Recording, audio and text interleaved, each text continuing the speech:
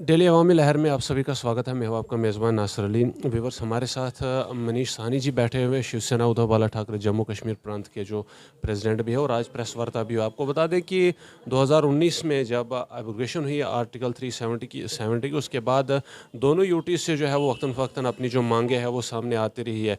Recently जो है वो जम्मू कश्मीर को छोड़कर लद्दाख यूटी पर जो है वो कुछ खास ध्यान जो है वो दिया गया और वहाँ पर लोगों की जो मांगे हैं उनको लेकर के जो है वो बातचीत शुरू की गई और उसी को लेकर आज यहाँ पर शिवसेना के प्रमुख जो है वो बैठे हुए हैं जम्मू में कि जम्मू कश्मीर के साथ जो सौतीला सलूक किया गया है उसके खिलाफ एक प्रेस वार्ता हुई है और भी कुछ जो है वो जानने की कोशिश करेंगे। पहले तो ये बताइए सर, दोनों यूटी जो है वो एक ही वक्त में बनाई गई हुई थी, लेकिन लद्दाख पर कहा जा रहा है कि उनकी जो बातचीत है वो सुनी जा रही है और जम्मू को छोड़ा जा रहा है। क्या लगता है आपको कि ये कोई पॉलिटिकल स्टंट है या कोई इलेक्शंस करीब आ रहे हैं, कुछ वैसा ही मुद्दा लगता है? देखिए, चुनावों में जनता ने उनको दिखाया है, आईना दिखाया है। लेह लद्दाख की जनता ने, बीजेपी की दुर्दशा हुई है वहाँ पर। उसके बाद कुछ सकारात्मक रुख केंद्र सरकार की तरफ से उनकी वहाँ की जो मांग है, राज्य का दर्जा, नौकरियों में आरक्षण समेत तमाम मांगों पर जो है वो सकारात्मक रुख देखने को मिला है।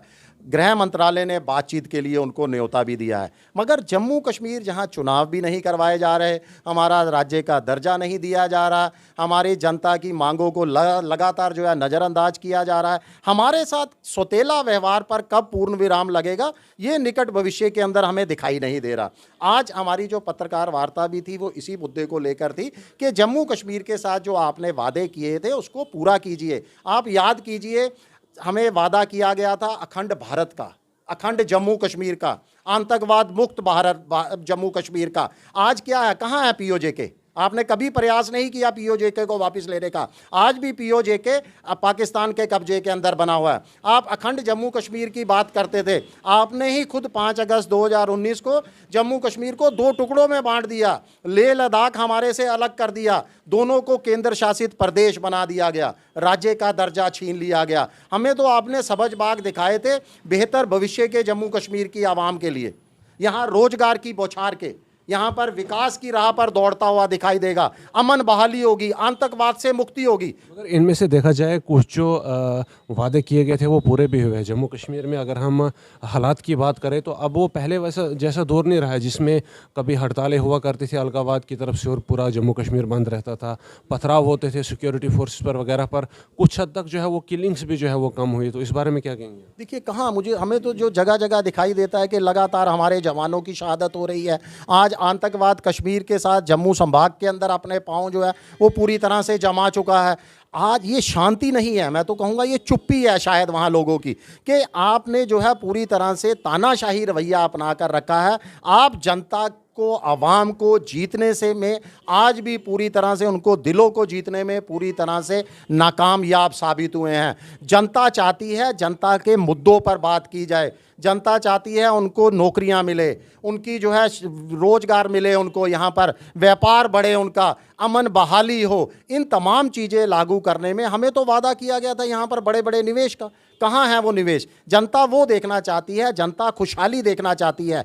जम्मू कश्मीर 2019 से पहले उन 8 राज्यों के अंदर शुमार होता था जो देश के खुशहाल राज्य होते थे।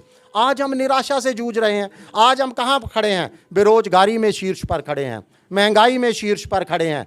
क्या ऐसे जम्मू कश्मीर की कामना किसी ने नहीं की थी? हम चाहते हैं कि जम्मू कश्मीर की आवाम को, यहाँ के स्थानीय लोगों को उनके अधिकार दिए जाएं।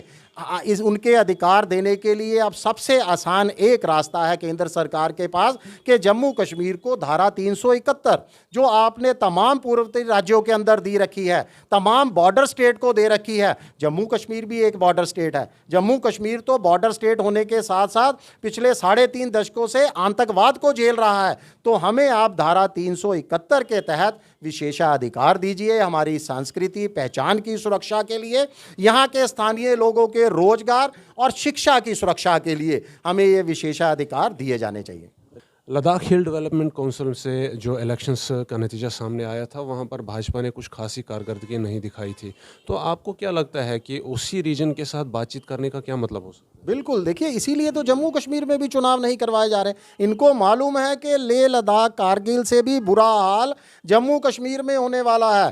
कारगिल के लोगों ने इनको आईना दिखाया था, इसी के बाद इनका रुख जो है थोड़ा बदला। आज उनके साथ बातचीत का दौर शुरू हो रहा है। जम्मू कश्मीर की आवाम को भी, तमाम विपक्षी पार्टियों से भी मैं आपके माध्यम से अपील करूंगा कि आप सब भी एकजुट हो जाएं, एक साथ अपनी मांगों को रखें और केंद्र सरकार को झुकाएं। ये ना करवाएं, यहाँ पर विधानसभा चुनाव कोई फर्क नहीं पड़ता, ना करवाओ आप पंचायत चुनाव, नगर निगम चुनाव, मगर लोकसभा चुनाव तो करवाओगे तो जनता अपना बदला विश्वासघात का, अपने साथ नाइंसाफियों का बदला लोकसभा चुनावों में लेगी।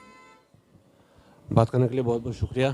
मनीष साहनी साहब जो हमारे साथ बात करते, शिवसेना उद्धव बाला ठाकरे जम्मू कश्मीर प्रांत के जो है वो प्रेसिडेंट है।